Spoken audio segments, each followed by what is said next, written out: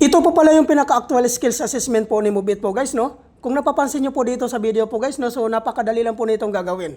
Pagmasdan nyo guys ang video na ito, so napaka-easy lang nito gagawin po guys. Pero po, take note po guys, marami din pong bumabagsak po dito sa skills assessment na ito. Bakit po sila bumabagsak? Ang una-una pong dahilan guys na nakikita ko po dito kung bakit po bumabagsak po yung iba na sumasalang po dito sa skills assessment na ito ay kinakabahan po. Take note po guys, iwasan po natin nakakabahan po pag once sumalang po tayo dito sa skills assessment na ito. Bakit po? Para po maiwasan po natin ang pagka-distract at pagkawala po sa focus po sa ginagawa mo po dito sa skills assessment na ito. Before naman po tayo sasalang po dito sa skills assessment na ito guys, ay meron po tayong orientation. After ng orientation po, maglalakad po kayo dito guys sa area na ito. Kailangan po sundin nyo po yung mga instruction po dito ni trainer para po hindi po kayo maliligaw dito. Ang mahirap lang naman po dito guys, which is yung pag-ikot po dito sa 8 po. Pero po, pag once makuha nyo po yung tamang clearance ng inyong pag-ikot po at kabisado nyo na po yung inyong mga motor, ay napakadali lang po itong gagawin. Kaya po sundan nyo lang po yung mga ano po guys, yung nauna po sa inyo. Obserbahan nyo po ng maigi po yung mga nauna sa inyo para po mas madali nyo pong matutunan ang ginagawa po dito.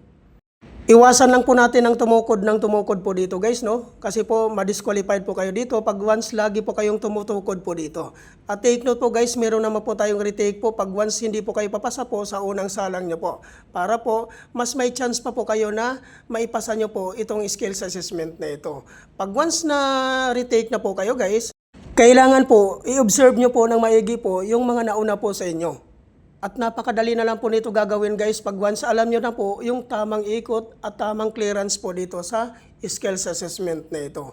Ito po kasi yung pinaka number 1 requirements po guys, no, bago po tayo maging isang part ng Move It Rider. So ibig sabihin nito guys, ito po yung challenge ng isang riders po na para po makapasok sa Move It po. So kailangan po natin mapasa nito. Nakikita nyo naman po dito sa actual video po guys, no. So kung napapansin nyo po, napakadali lang po nito gagawin. So ngayon po guys, after dito guys, pag once tapos na po kayo dito sa skills assessment na ito, ay kailangan naman po natin i-prepare ang mga requirements po na isasubmit naman po natin dito. Ano po ba ang mga requirements na kailangan po nating dadalhin before po tayo pumunta sa Move It Training Facility po? Ang number 1 po na requirements dito guys, which is yung professional driver's license. Number 2, motorcycle ORCR.